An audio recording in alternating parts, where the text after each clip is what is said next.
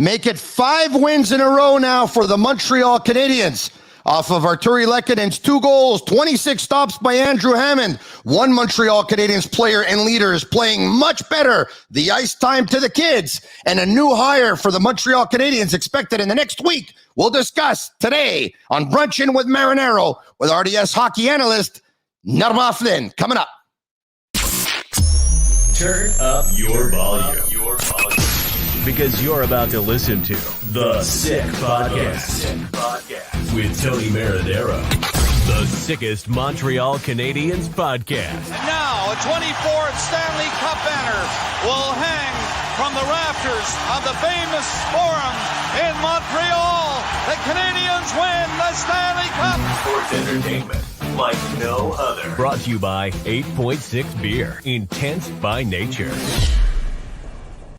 And good morning, 8.6 Beer, intense by nature indeed. The beer for those who follow their instinct and live their passions in order to make their mark.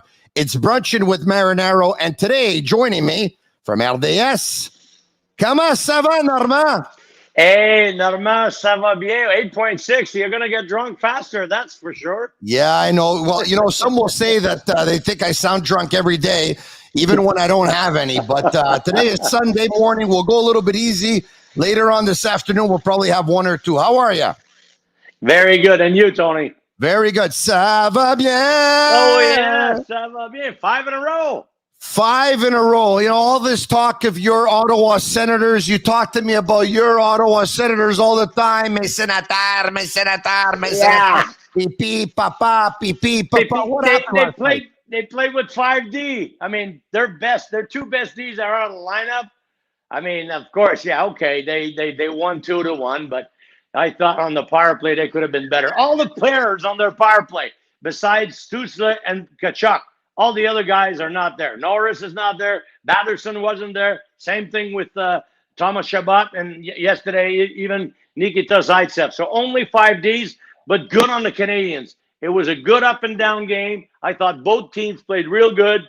Solid performances from both goaltenders. I like the Canadian spirit right now. They're on the puck. Every line is working hard, skating, and they're really on the job. I like what I see from Martin St. Louis' team right now. All right, okay, so let's get to that. It was the Canadiens out-shooting the Ottawa Senators 32-27. They won 54% of the draws, Tough, yeah. and led by Arturi Lehkonen's 2 goals. First off, on Lehkonen, I think he's no longer getting that number 1 line duty, but he's still getting a lot of ice time. He got 3 minutes and 13 seconds on the penalty kill to show other teams he's a versatile player. He scores 2 goals last night, but Normand, I think the big question is, I think we all realize that there are teams that will make the playoffs that would like to have a Lehkonen in their lineup. There's no doubt about that. But the big question right now, I think more so is, at 26 years of age, and he's at 2.4 and he's RFA, he'll be up for a raise, but who knows how much. Are the Canadiens not better off keeping Arturi Lehkonen? I would. I certainly would. He's everything that you want for your third line. He's the first guy you want to send out there on the PK. He's a hard-working player, and he's got enough speed to play on a good PK. So everything that he's doing right now tells me that you want to keep him, because to get a player like that later on, you're going to be looking for guys like him, and right now they have him. I'm sure he wants to play in Montreal.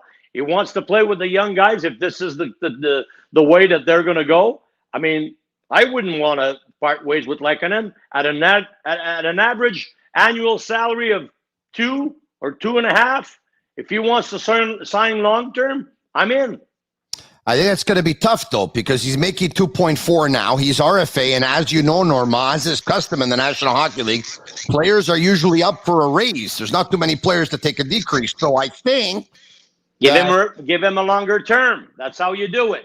Give him more money on the longer term. 2.5 for 5 years, I wouldn't mind. 2.5 for 4 years, well, I would. This team has to win with players that want to win, and they're doing it now. These guys are showing you they want to stay. Like I said, you don't have to draft. He doesn't need to do anything. The guy's right there.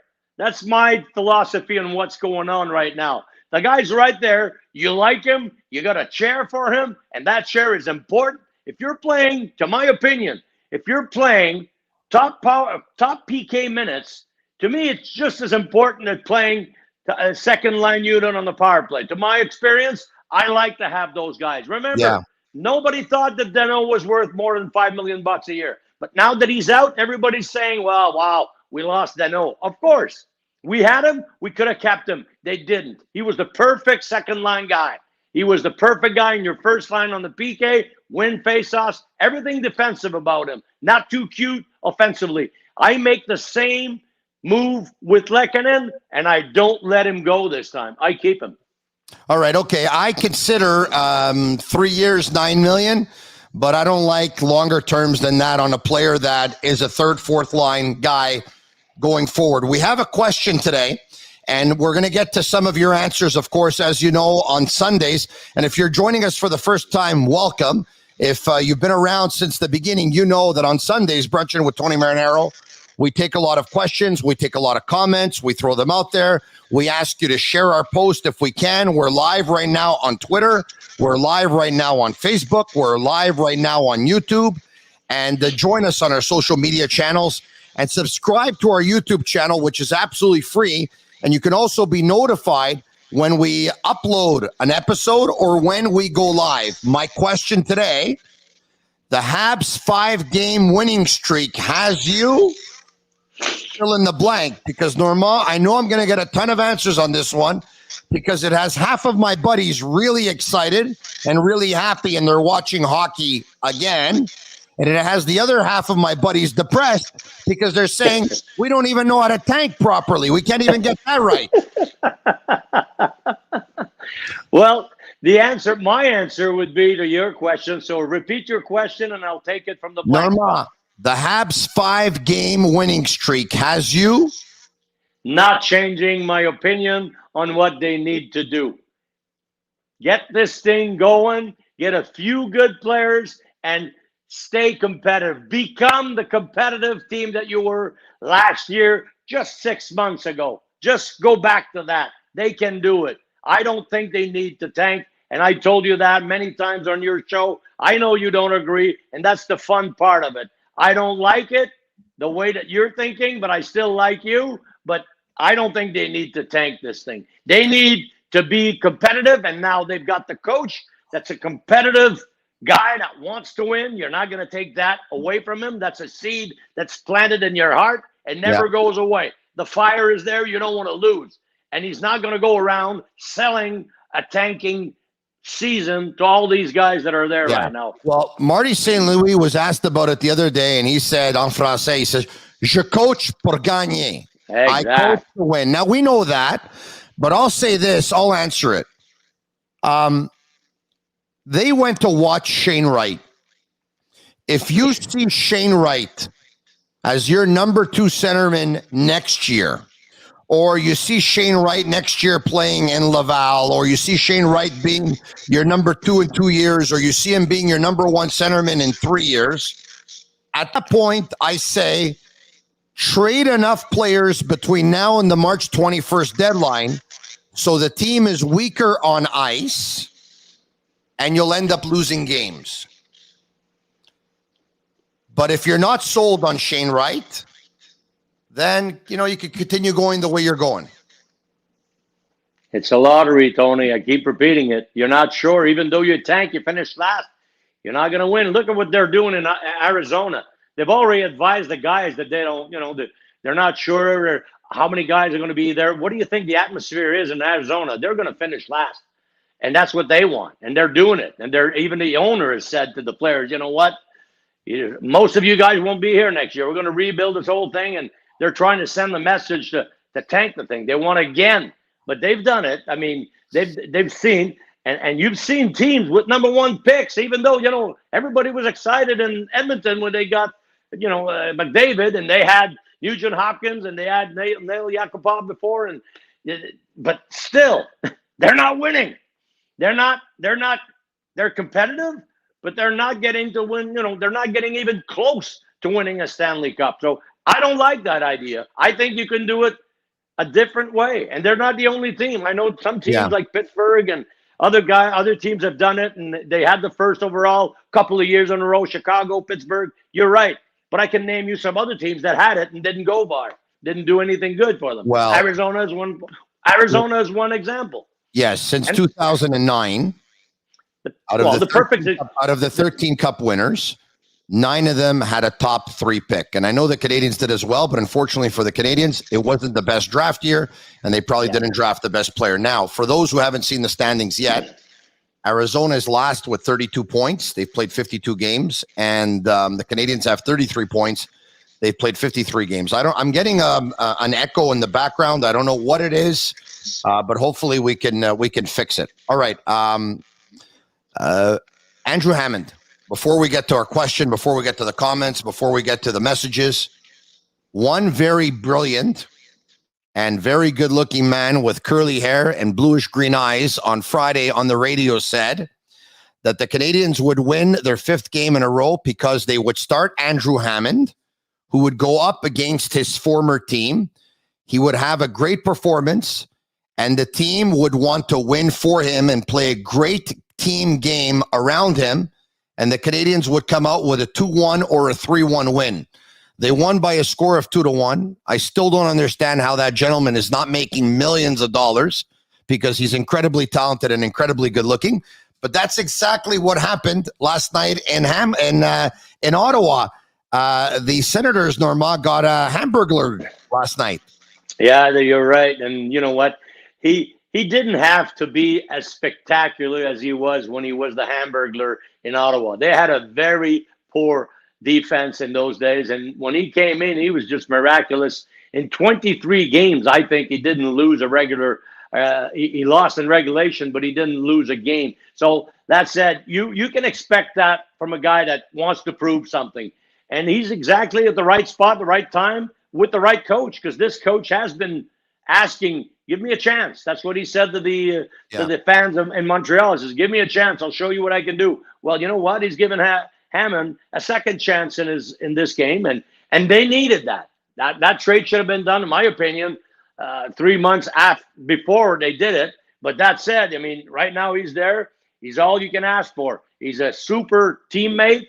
He's a guy that's fun to be around, and he wants to play at the NHL level. He wants to prove. He's out there to prove something, and he's not a young rookie coming in with no experience. He's got NHL experience and American League experience, which everybody says you need to have that many games to be a good goalie. Well, he's got all those games. He's got the baggage. He's got everything to come in.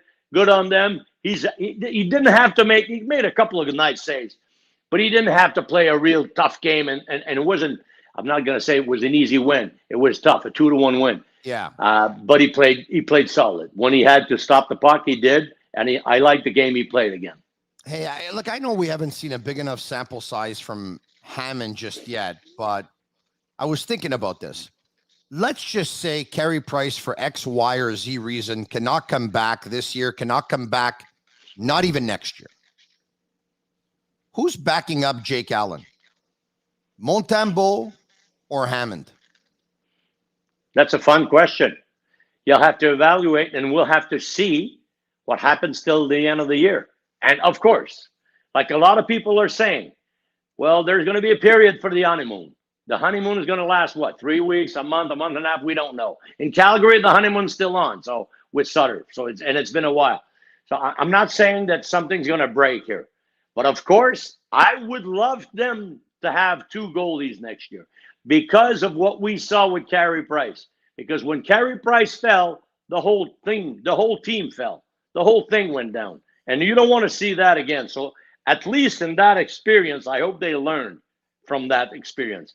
I think today, just like they say about the GM, 2 heads are better than 1. Well, I think in the NHL, you might have one that takes more games, but you need a good solid number 2. And you don't want one at 9.6 or 10 million a year. You want one at 6 million, your number 1 guy, and the other guy is at 2.5 or 3. Yeah. Or you got like a Jake Allen at 3.5 and the other guy at 1.5 or 2 because he wants to prove he's NHL level like Hammond. So to my knowledge of 27 years watching, analyzing NHL hockey, if they can do it like that, other teams have done it. If they can do it like that, I don't care having a battle between Hammond, Montembeault, and even Caden Primo for that matter, if he comes out of the American League winning the whole thing in the Calder Cup this year because they have a good team.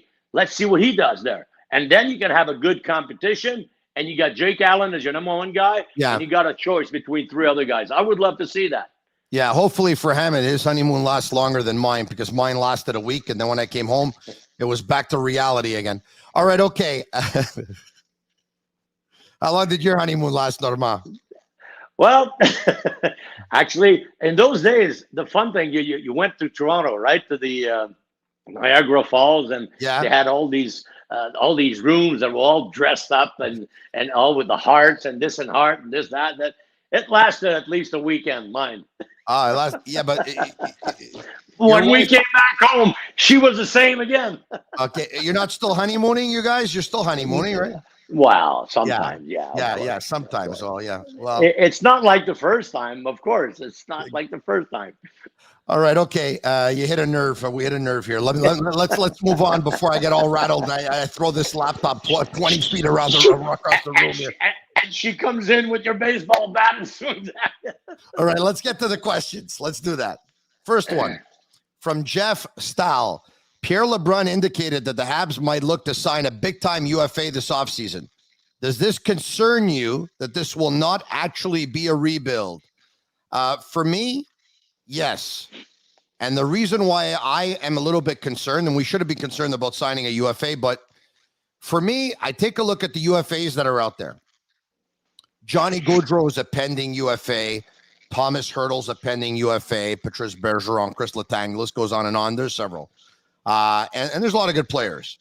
But if signing a UFA makes you better next year, and that you're not going to be one of the three worst teams, but you'll actually probably finish 22nd or 23rd, then all of a sudden you might end up having a 9th or a 10th pick instead of having a top 2 or top 3.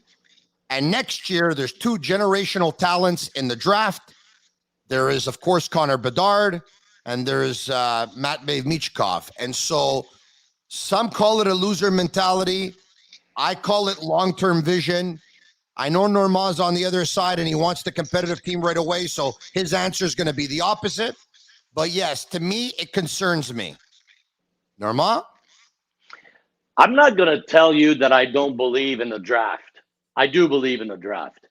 And I'm not saying that they can't be active in the draft and not draft high. I don't think that in order to build a competitive team that can win the Stanley Cup, you need to have the first pick overall every year. I don't think that.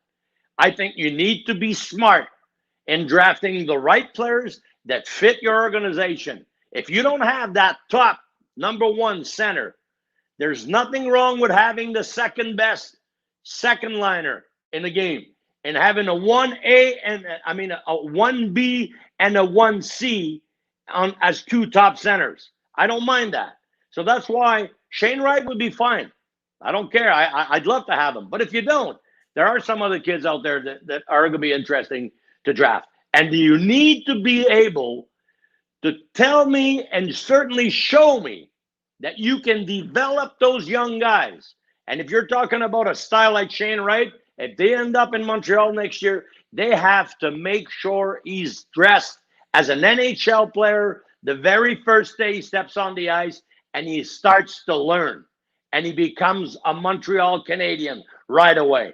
And if that doesn't happen and they draft 4th or 3rd or whomever the kid is, they need to have the right player to fit the organization. If he's a second-line centerman, well, let's make him a second-line centerman. And if in the meantime, because he's not ready, you need to sign a Vincent Trocheck, that's why I like the FA, the UFA at the end of the year. Maybe a Vincent Trocheck for 2 years or 3 years would love to fill that second-line spot and get the right salary in order to get the other kid prepared for that role.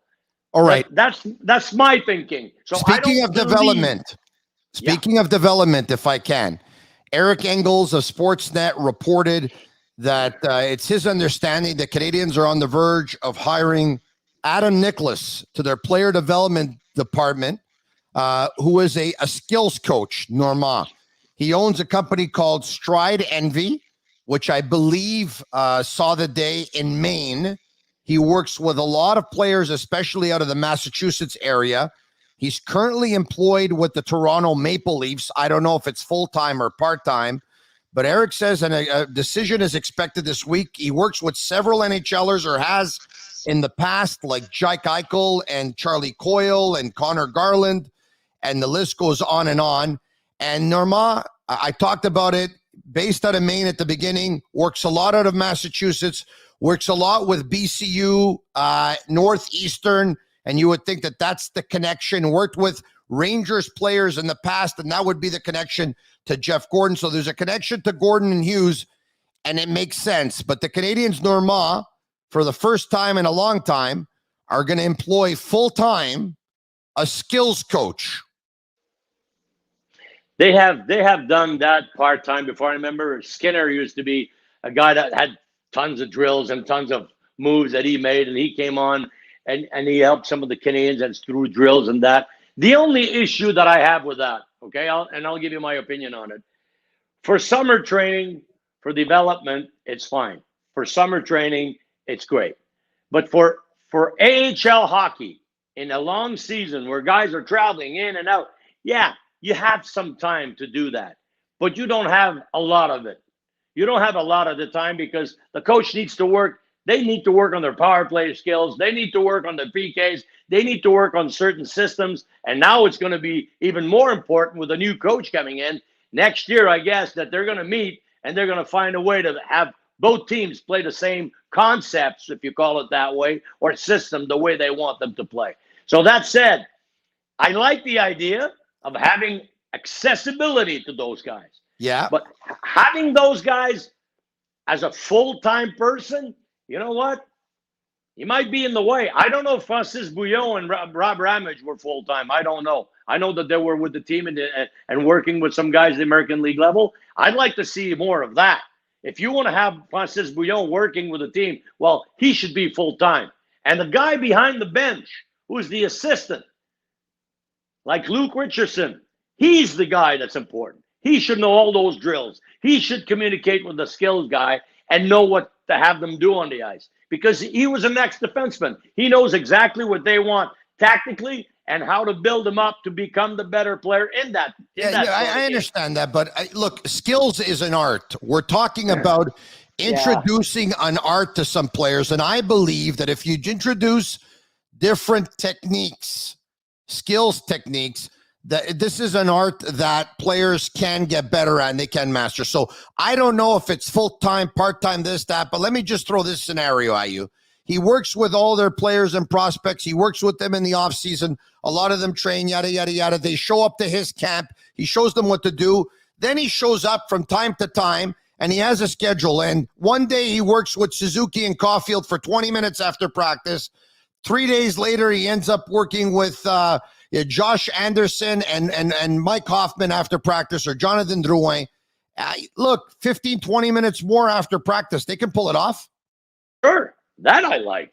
Yeah. That I like. I mean, this is the type of situation that you know that you're going to have the accessibility to some sort of skills. And of course, the kids have got to know about those skills and try them. And especially because I had a hockey school for 14 years. And we had skills guy that came in with all kinds of tricks and all. I had to buy all this stuff and pucks on the ice and this, that, and the other. And they had all kinds of drills. We used it. It was great. The kids love it. First, the kids love it because it's like a training in a station. And you work through drills and it's fun. And I liked it because that was the way I was, doing my planning and my station. So, you got skating drills, you got shooting drills, you got passing drills, and then you got stick handling. Exactly right. Skills, you call it what you want. So you fill the ice with 60 kids, 15 in each quarter of the ice, and they do what they do what the skills coach tells them what to do, and it's fun. And you move them around after 15 minutes. Okay, this group goes to 3, this goes to 2, and they circulate that, and they do the four different sections. So that's fun. And you can have that done professionally. And I like the idea, especially in the offseason. Don't let the guys out there, just let them do what they want. It happens like, Kotkaniemi coming back from Finland, all of a sudden he's 25 pounds overweight or 20 pounds heavier than he was, and nobody has asked him to do it. Well, he saw a strength coach in Finland, and he's the guy that decided to do that with him. I mean, it's got to be in accordance with the strength coach of the Montreal Canadiens. The guy leaves with a program. He goes to see his trainer. He gives him the program, and he comes back, and he's better at what the team asked him to. Listen, I understand your point, Norma, but I don't think in the offseason, if he's working with some players, there's going to be someone from the management team that's going to say, don't teach them too much skills. It's got to be in accordance with us. It's a that's what I'm saying. But I'm talking not only about team. Tony, I'm not talking about only skills. I'm talking about strength, endurance, what they want to train. Some guys came to the camp, they were too heavy, they were too big, and they couldn't do the things that they were used to do because they were told, get to the camp as heavy as you can. Now the guy got very muscular, they got the camp. I'm talking to you about a few years back, of course, but they got the wrong situation. They got that was my problem. That was my problem. My camp didn't last very long. So anyway, I like the idea of the skills coach, but do not evaluate that. Don't give it too much importance. It is important, especially during the season where they need to get better in the off season. That's important.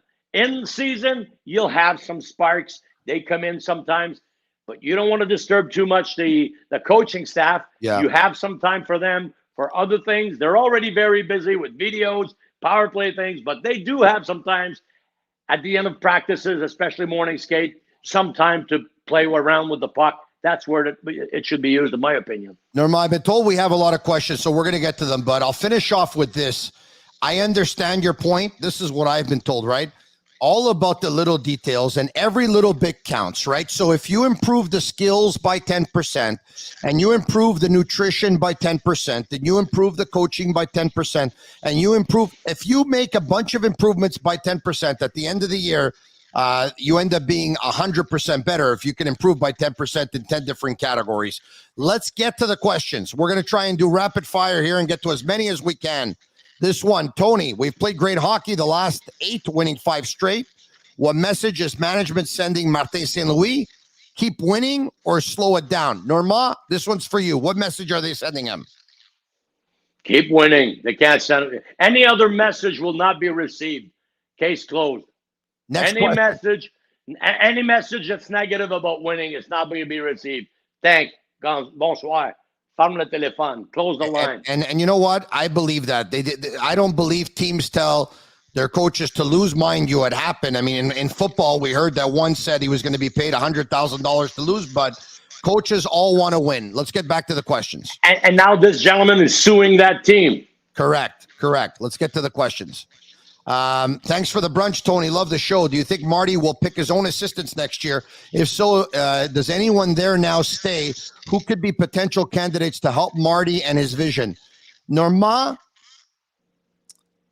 I wouldn't be surprised if Martin St. Louis brings in one assistant. I don't know who it is, and I don't know who's going to stay or who's going to leave. But let me ask you this. Seeing as Alex Burrows' specialty really is the power play, and St. Louis was a guru at it as a player and as a power play coach back in the day with Columbus and a development coach, can Alex Burrows be in trouble out of all of them? The most trouble? I think so, because he might, I don't see Marty St. Louis listening to Alex Burrows' input on power play when he's the guy. He certainly is telling Alex, I want it this way. What do you think? But Alex is bringing in his input, and well, this guy can't do this, or probably he keeps them around first because enough money has been spent on guys that have been fired. That's one. And they're also being evaluated right now. And you're right. The first guy that I would see leave would be Alex Burrows.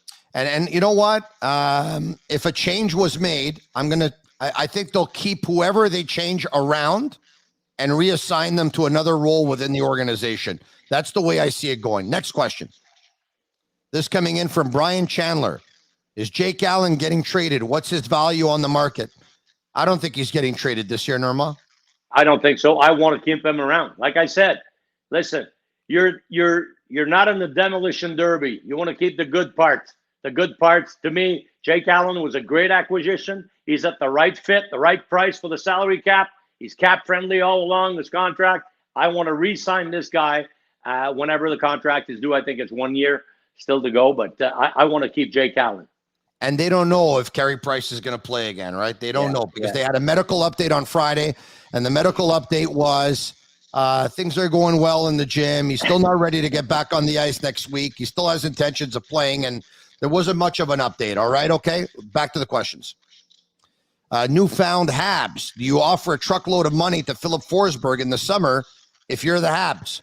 Norma, is that a player that interests you?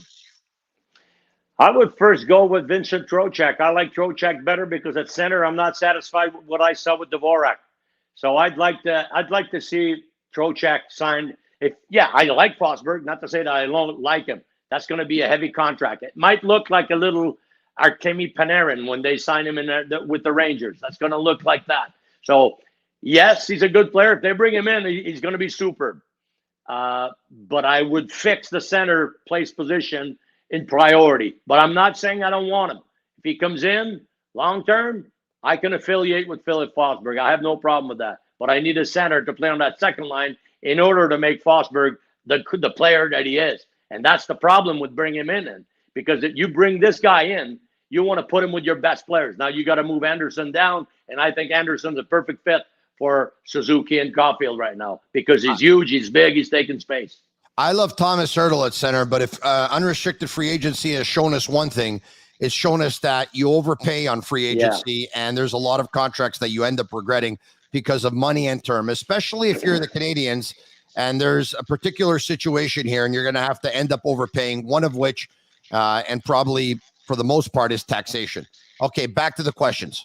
It's Brunchin with Marinaro, Ronnie Kravitz. Good morning, Tony. Love your podcast. My question is, what is the value for Jonathan Drouin? Norma? Not much. I'm sorry for Jonathan, but it's going to – I don't know if they're going to buy him out, what they're going to do, but I don't think he's got much value. It won't buy him out. He's got a year and a half. One more year. Deal. Yeah, this year and another year. Next year, by the deadline, they're going to trade him. Yeah, of course. He needs to go before that, I think. I don't think it's going to be fun for him to be around this team next year. But what do you say to those to say that Martin St. Louis preaches concepts and freedom, and look what the good that he's done for Suzuki, and look at the good that he's done especially for Caulfield, and that Drouin will be a huge benefactor. It hasn't happened yet. We haven't seen St. Louis work with Drouin yet, so we don't know. But what do you say to those who say he'll be great for him? They also had him in Tampa Bay where he played for a great coach. His name is John Cooper, and they didn't keep him.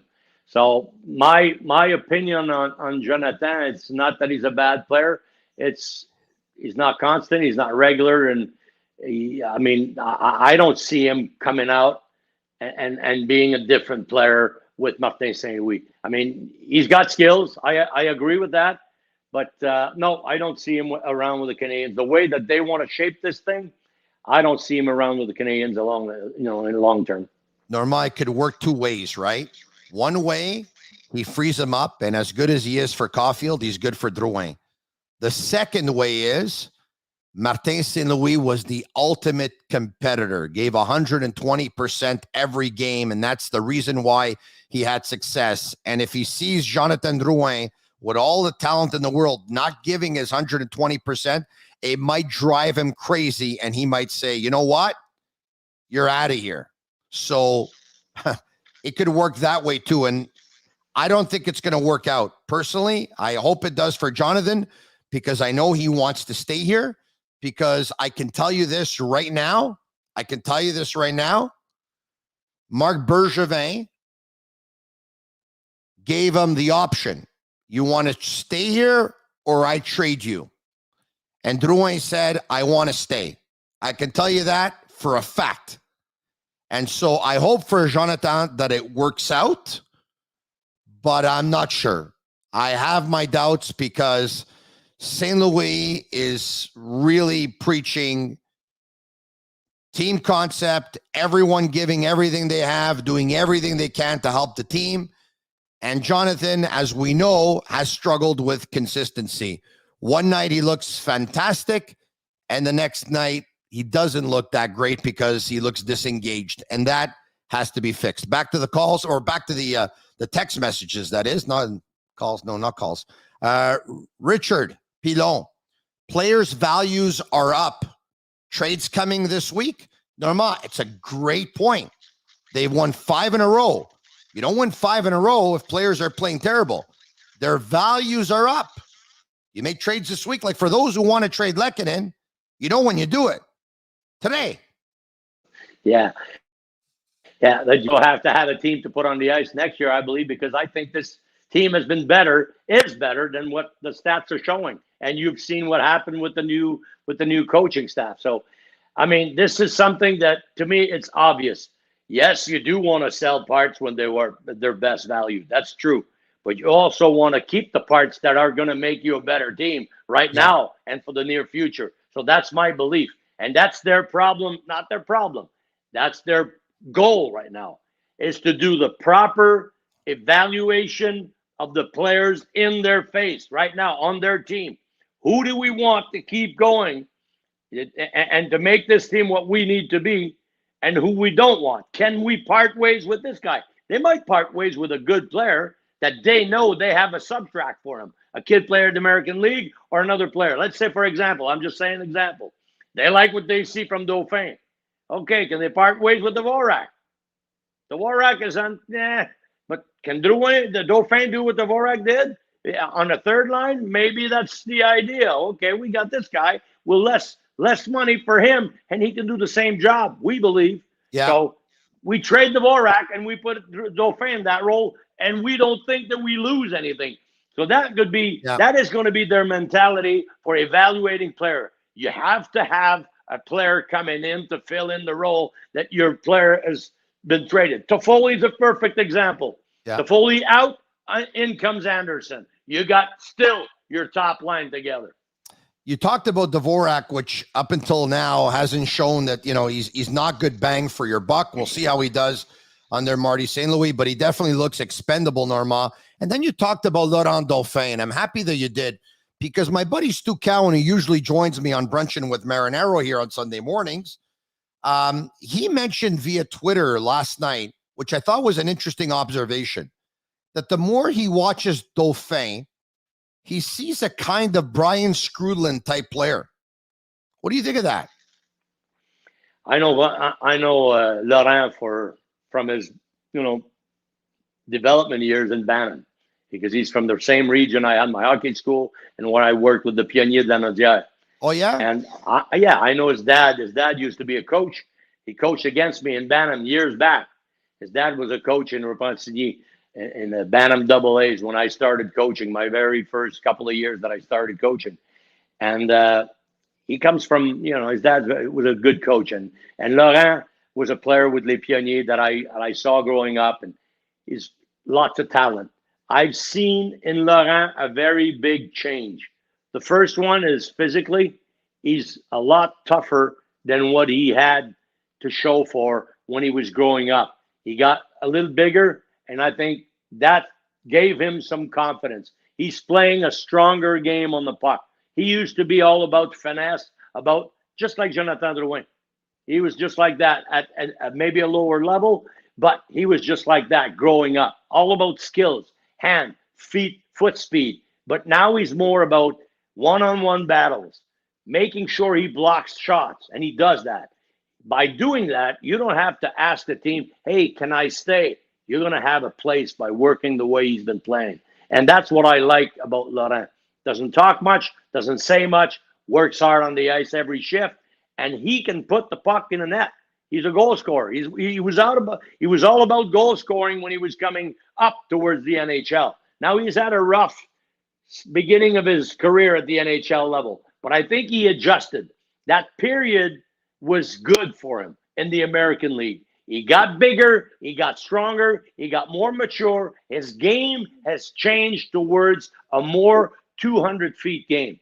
To me, it makes him a better player. It makes him a very attractive guy for the future of the Montreal Canadiens. I like doing. When you're a skilled player, a very good player, one of the better players at 12, 13, 14 years of age, as you know, of course, as you get older, the competition becomes more fierce, becomes more competitive, becomes more intense, and then you make it to the National Hockey League. It's the best hockey league in the world, where the talent that you had, now it's not enough. So you have to do other things. You have no choice. So here's a player who saw the light and said, you know what? My talent is not enough. I have to do other things to stay in the league. All right, that's a great story, by the way. When you used to coach against his father, who would win those games? I had a pretty good team, especially good goaltending. I had Félix Potvin, Stéphane Fizet. I had good goaltending in those days. We won on defense. Those days you used to clutch and grab, and I showed the kids how to do it perfectly without getting penalized. So we had good defensive team. We didn't win 7-0, but we won 2-1, 3-2 games like Bergeron built for 10 years. Show me a good goalie, and I'll show you a good coach, is what they say. Back to the questions. Simon Jolicoeur, is Joshua Roy the biggest steal of the draft since Caden Primo? He's having a heck of a season, Normand. Yeah, that's a very good. We're saying a lot of bad things about the draft, and Roy is one kid that you could say, you know what, might be the guy next 2 seasons. We'll see. He just needs to have a little chance to filter through that fine line between AHL and next year NHL. We'll see. I like the guy's skill. He's all about skills, and he is very, very quick. I like his quickness. He's a goal scorer. You're not going to have 12 of them like that. So he's going to have to battle against good NHL established players in order to make himself a spot. It's not going to be easy, but he's on his way. I like the guy. They drafted him last year in the 2021 NHL entry draft, for those who aren't aware, in the 5th round, 150th overall, a left winger who plays for Le Phoenix de Sherbrooke, and he's averaging almost 2 points per game in the queue. He's playing absolutely fantastic. Back to the questions. Colin Damon. Hey, Tony, love the show. What's going on with Jeff Petrie? Normand, I will say that Petrie, although not perfect, and we're still seeing some hiccups, is playing better. That's it. He's already got the same point production under St. Louis that he had under Dominic Ducharme. The defensive mistakes, there's a lot of them that are still there, unfortunately. If you can get the most out of Petrie, as far as, I wouldn't want just a draft. I don't care getting a 3rd rounder, but an established young defenseman on the right side. A player that can play now. That's not going to be your number 1 guy, but a young player that's starting at the NHL, played a couple of, maybe a season and a half. That's not going to be your helper to win the Stanley Cup. Yeah. But he's in between the NHL and the AHL, and he's a good prospect. Petrie Gonzo. From one NHL veteran to another, from one team leader to another, from one big contract to another, I want to go from Jeff Petrie now to Brendan Gallagher, who Normand still is in a slump and hasn't scored. But you correct me if I'm wrong. He was 1 second shy of 15 minutes of ice time yesterday. He had 5 shots on goal. The other night, he picked up 2 assists. I think Gallagher's last 2 games are probably two of the best games he's played all season. He's my biggest issue. He's my biggest problem. And I don't know. I can't wait to see how they're going to solve this. This guy is the heart of the Montreal Canadiens as far as character, as given it all you have. But he barely can skate at the rhythm or at the pace that he has to skate to be an NHLer after the first 25 seconds of his game. When he goes on the ice, he's okay for the 21st 5 seconds. 25 first seconds, he's fine. After that, he's not following the pace. So it's going to be tough to keep him around, especially with that contract. Now they're pleasing him. He's on the first span on the power play, which he shouldn't be, but that's where he is. I think they're trying to sell him.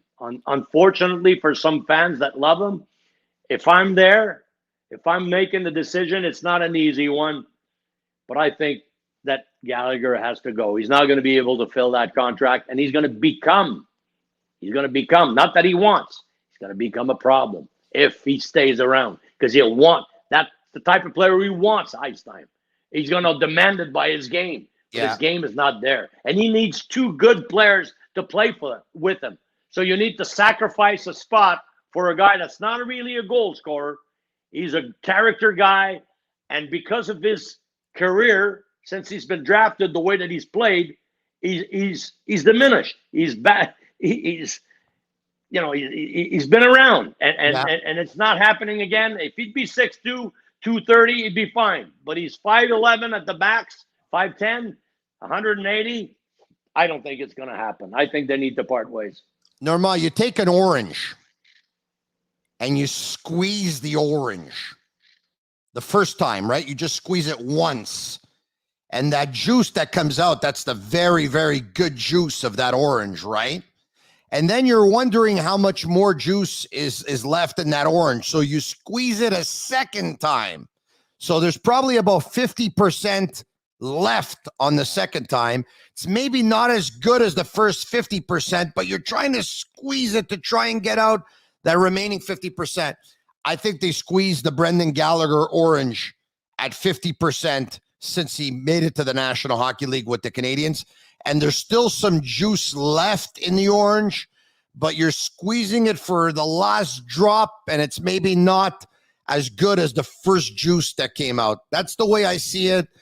I think there's for many reasons they'd want to keep him, but at the same time, if they can't turn this thing around to be a winner in the short term, I don't think Brendan Gallagher wants to have a career without winning a Stanley Cup. And so I wouldn't be surprised either or, but it is paying a lot if you're not going to get goals and you're just going to get hard work. It's a lot of money and it's a lot of term. It is. You're right about that. And like I said, I would love to keep him around. If the price would be different, there wouldn't be a problem. But the money issue is going to be an issue because salary cap is very important. You want to win the cup, it's going to cost you close to 82. I don't see teams winning cups with having $60 million on the salary cap. Yeah. I see them with, over 50,000, over 50 million up front, and with good players that can put the puck in the net. That's the issue. What he produces for the amount of money that he's making, and I don't disagree, he gets it. But he got the money to be rewarded for the past seasons. And speaking of ice time that he's going to demand, like you talked about, 22 minutes and 35 seconds of ice time for Suzuki and 20 minutes and 32 seconds of ice time for Cole Caulfield. So you see where Marty St. Louis wants to put his ice time and who he wants to give the ice time to. He definitely wants to give it to Suzuki and Caulfield, no doubt about it. Let's get to a couple of more questions. I want to remind everyone, we're on Facebook, we're on Instagram, we're on Twitter. You can follow us at The Sick Podcast. Also subscribe to our YouTube channel. It's absolutely for free. We're building something really, really special here. In my opinion, the best Habs podcast in the world, but I'm a little bit biased. But if you don't think so, it will be one day. That I can promise you 100%. And you can be notified when we upload an episode. And you'll be notified when we go live. We're live right now on Twitter and on Facebook. Josh Gerber, do you see players like Poehling and Evans being traded? And what could you get in return? Norma, seeing as they want to shave money off the cap and they want to get younger, I don't see Poehling and Evans traded in the next year. No. The only issue I have with Jake Evans, I like him. I actually would love to have him on my team. He's responsible defensively. He's a hard worker. He makes good, takes draws and everything. The concussions problem. He's had a few issues. And was it the game against Buffalo? He got run the other night. Yeah, he got run the other night, yeah. And he was off. He went off, came back. And then I saw him once. I was with the guys on the pas entre deux matchs, but anyway, the other show there, I don't remember. Anyways, and he was not on jazz. Between periods there, we do it, not between periods during the game. They're no town. They're no town. I was with them, and he hit the guy when he came back. He hit a player solid, and you saw he was a bit dizzy after he hit. You could feel that he wasn't 100%. That's my issue with Jake Evans. And I know he signed a contract at low money, but they probably, somebody in his entourage probably told him, you know what? You might not have a long career. Why don't you? This contract is fine. You went for more years, not a lot of money. 3-year deal at 1.7 per year, I think. Yeah, which is great for the Canadians. And you know what? In this situation, I think it's a good contract because I'm afraid for this kid's issues. I share your concern, Norma. He's a good player. I think he's got better hands than a lot of people give him credit for. And he really worked on his skating, which is something a lot of people said he'll never play in the NHL because his skating is no good. And he worked on it so hard that he is actually, in my opinion, one of the better skaters on the team now. The challenge is he's got one flaw in his game. He's got his head down a lot. And he gets caught a lot. And, it's not to take away anything. As Eric Lindros was one of the greatest and most dominant players of all time. He was never able to correct the flaw that he had. He looked down a lot, and his head was down a lot, and he got caught a lot. And Jake Evans gets caught a lot with his head down, and it's too bad. I wish him well. He's a really good player. More questions. The question there, gentlemen. The Paling, we didn't talk about Paling. We didn't talk about Paling, who my opinion, doesn't trust yet to put in the tool because he has no play there. To me, Laurent Dauphin steps in before Paling. If there's a chance, I was telling you about Laurent, he's going to have to move somebody off his job. I think the seat that Paling has right now at center on the fourth line, Laurent Dauphin has showed me he could take that spot. If somebody wants Paling for a young prospect on defense, I'd trade Paling. Well, you know what the best move for Paling is this year? Go finish off in Laval once Dvorak comes back. Yeah. Be part of that run with the Rocket. And then you get the right offer you're going to need defensemen. And I would gladly go for a defenseman and let Paling go. I'm talking about a good, prospect. Yeah. A prospect. Maybe I would be even okay with giving a draft pick. Maybe not a high draft pick, but, Paling plus a fourth for a player that is going to be a defenseman in the NHL someday, I would go for that because Paling, they can replace, in my opinion, with Dauphin, and Dauphin will be good for 3, 4, 5 years. All right, okay, back to the questions we go. We're going to wrap up, Norma, if we can, in about 5 or 6 minutes' time. We'll just get to 5 or 6 more questions. We'll try and do it as quickly as possible. Jay Gabarra, so you can go and play with your dogs. What does Montreal do with Hammond at the end of the season? Norma? They're going to evaluate what's going on with Montembeault, make a decision between Montembeault, him, and I'd keep him around. I'd keep him as an NHL pro player. He could be my number 1.5 in the American League, nursing a kid like Primo. I would have a young guy ready to jump in some occasions, but I would like to have a pro at the American League level in order to fix what happened like that happened this year. I'm ready for another, rumble in goal. So I have this guy in my organization. I like Hammond. I probably gave it to him a couple of years ago when he was playing with Ottawa, but he's playing with the good guys now. So I like him. All right, okay. Te senatar. One more question. Here we go. Chris Element. Hey, Tony, best podcast, definitely. Thanks, Chris. I appreciate that. If we were able to move on from some terrible contracts, would you go in on Bergeron and Letang to take over the leadership of the team? Norma, I want you to put on your coach's hat. If a Bergeron or a Letang would be willing to join the Canadians, how important would it be to you to have these guys sign maybe a 2-year deal or a 3-year deal to mentor, Letang to mentor a Romanov and to mentor a Caden Gooley and a Jordan Harris, and a Patrice Bergeron to mentor a Nick Suzuki? Is it so important that you would overpay for players like this? I don't care if they pay the money that they need to pay to get those guys, but not long term. 3 years is max because of their age. But both of them, you are a better team with those two guys in, and your young guys are better players because those two are in. So yes, they would be great. I doubt that they would come because I don't think Bergeron's going to leave Boston, and I don't think Letang's going to leave Pittsburgh. But that's my opinion. But if they're available and the Canadians are paying for them to have them in the team for the next 2-3 years, I'm in. I love both of them. And Bergeron can be the captain before Suzuki becomes the real captain on that club. And that takes a lot of pressure off of his shoulders, meaning Suzuki. I wouldn't be surprised if Christopher Letang actually signs with the Montreal Canadiens. I really wouldn't. But part of me hopes the Canadiens aren't an overly competitive team next year, because the more I watched Berard play and Michkov play, I'm over the moon. Those are generational talents. And my fear is that everyone wants to win here. And in 5 years from now, we're going to be watching the Berards and the Michkovs with the Arizonas and the Seattles of this world. And we're going to say, my God, these are two phenoms. I wish the Canadiens would have had them. That's my fear. Next question. Thanks, Chris, for the compliment. I appreciate it. Lucas Clark, given the Habs' needs, would you trade for Pierre-Luc Dubois? There's a name, Normand, that's coming up. He's been disappointing.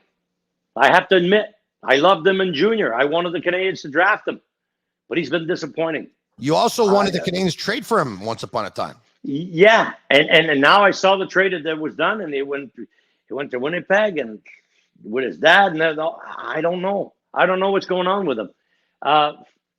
Listen, I'm not saying I never want him on the team, but what salary? I don't think, I was expecting more from this guy in his overall game. Not expecting just more offensively. I was expecting more of his overall game. And I don't see him reaching those expectations. I might have too high expectations on him, but it's a question. It's a very good question. I'm not sure. That's my answer. I'm not sure enough to throw the money, every cent that I have in my bank account on this guy. I don't have enough. I've got enough information from what I've seen in the 4 years that I've seen him play. I've seen the very good, but I've seen the very average. And to me, it's not a clear-cut decision, Pierre-Luc Dubois. By the way, he makes $5 million on the cap. He's a 6'3" centerman, of course, with the Winnipeg Jets. He can play left wing as well. He shoots left. He's still relatively young. He's going to be 24 years old in the month of June. He's got 21 goals in 51 games. All right, okay, one or two more, and then that's it for us for today. This is going to be the second last one. The next one is the last one. Do you think Kent Hughes drafts his son Jack with our first-round pick from Calgary? I don't think so. I don't think he wants to put that pressure on his son to be drafted by the organization in which his father is the general manager. I don't think they're going to do that. I think they're going to make someone else draft him, and the kid won't have that pressure. That's just my opinion on this. Last one. Dave, other than Bergeron Letang, who could they be targeting in free agency? Well, Johnny Gaudreau, Thomas Hertl. Those Vincent are Vincent Trocheck. You're the president of the Vincent Trocheck fan club, huh? No, he's got experience. He comes in as a second line. He's got very, high temper hockey. He plays with bad blood. He's a player that you like to have on your side. Trocheck is the type of player that St. Louis is going to love. He puts his nose in there. He gets in their dirty areas, and he's not going to ask for a lot of money. He's not going to hurt you that much on the salary cap. He makes $4.75 million on the cap this year. He's a guy who can play center. He's a guy who can play right wing. He's an NHL veteran. He's going to be 29 this summer. So there's a lot of experience there. It's a good name, Norma. I mean, he does a real good job with Yeah, Florida. with the Florida Panthers. Carolina. No, Carolina. Oh, Carolina, pardon me. Carolina, yes. Yeah, Carolina. Previously Florida. We forgot about it. Previously Yeah. Florida Panthers. He does a good job. He's a good player, Norma. He wins draws. He plays good 200-foot game. I mean, he's the type of player that you want on your team. He's a character guy. I like him. Not that I don't like Pierre-Luc Dubois. Yeah. Don't quote me wrong on this one. I like Pierre-Luc, and I'm sure that he can turn his game around. And it's the 200-foot game that I'm a bit disappointed in him. And I thought that he would bring that to whichever team that taken him. But maybe a question of maturity. Maybe when he gets over 25, he's going to turn his style around. Not maybe turn it, but increase it to where it should be. So that's my issue with Dubois. But he would be a fine second-line center for sure with Montreal. The first 6 years of his career with the Florida Panthers, of course, he was drafted by them. He's a former third-round pick. And the last couple of years, he's moved on to Carolina. But Normand, getting back to Pierre-Luc Dubois, who knows?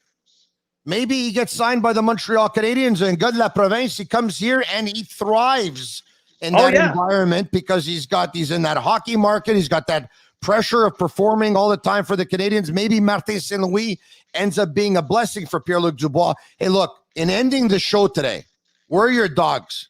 Because the last time you were on, you took the camera, you took a tour of the house, and you showed us the dogs. Where are the dogs? Okay, let me show you again. We got to do this again. Okay, attends un peu là. We got I'm going to show you the dog. Wait a minute. Here we go. See là. Banca. Oh. He's at the same spot he was the last time. Oh, really, eh? Look. Oh, my God. This is my bunker. My friend here. This is my friend, my little soccer player. Oh, wow. Yeah. What a I don't see him. Put him on. Okay, there we go. Lower the cat. There we go. Hey, that's what a Stanley. beauty, huh? That's Stanley. Hey, Normand, let me ask you this. You've been working in hockey, you said 27 years, coaching, analyzing the game, and all that stuff. You work for RDS. You're part of pretty much every single program they have, and we see you on camera all the time. Has your wife ever been on camera with you? No, and right now she's reading, and she doesn't want to be on the camera. She doesn't want to be on camera. She's refusing Tony Marinaro, says Papa. She's looking at me, and she says, No. Tu fais pas ça, Normand. No. Look at the trees on the back here. J'ai pas mis mon make-up, puis j'ai pas fait mes cheveux, puis tu me fais pas ça, Normand. You don't do that to me. I'll divorce you. Oh, hey, let me see the backyard. Where's the spa? Okay, I'll have you a tour. We're going to go upstairs. The spa is in the second floor. The spa is on the second floor? Yes, sir, because it's connected. It's the connection with my bedroom. Oh, wow. So this is the connection. This is the bathroom here, quickly. Okay. So that's where that. Okay, that's all connected with our room. This is the crib of my little son-in-law when he comes. Well, then now your son-in-law. You put your son-in-law in the crib. This guy's the best. That's where you sleep. Fini avec ma fille. Là. Tu dors là. Okay, this is my wife's 200 pair of shoes and all their stuff. That's the stuff. Okay, you see, mon Tony, that's the bedroom. That's me in the mirror. You see, mon Jim? You even got a mirror in the bedroom. The bathroom in the bedroom, the mirror in the bedroom. It's and the spot. That's it. Let's see, we grow plants here, and we grow muscle. Okay, back. Oh my God, I gotta lose it. There, you sit. That's the spa, my friend. Wow. Now you're outside. That's nice. That you see the rest of my property from here too. Oh, that's beautiful. At the end there, you got the tennis court, and I got next time I take you around more. I made a beautiful little place in this garage there, an extension in the back. Wow, I'll send you. Next time we'll do it from there. Yeah. But that's my spa, and again, Sorry for my son-in-law. No. Yeah, this summer we're gonna do a show from your spa. You and I in the spa. All right. Yeah. I'll bring over my wife, your wife. They can have a drink and whatever and stuff like that, and we'll put your son-in-law in the crib. And you're gonna sleep right here. This is gonna be your bedroom. That's good enough for me. All right, Norma. Thanks for doing this, man. Same, Tony. Hey, you made Always my a fun Sunday. play. Hey, your Salut. son-in-law in the crib. You're the best. Salut. Oh, wait, Tell your that's crib. Wait. Tell your friends about it. This podcast is absolutely sick. Have a great Sunday, everyone. We're brought to you by 8.6 Beer, intense by nature like Norma when he puts his son-in-law in the crib. Hey, Mosi, too now. And that's a wrap. Hope you don't miss us too much until next time. Follow The Sick Podcast with Tony Marinaro on YouTube, Instagram, Facebook, Google Play, and Apple Podcasts. The Sick Podcast is brought to you by 8.6, intense by nature.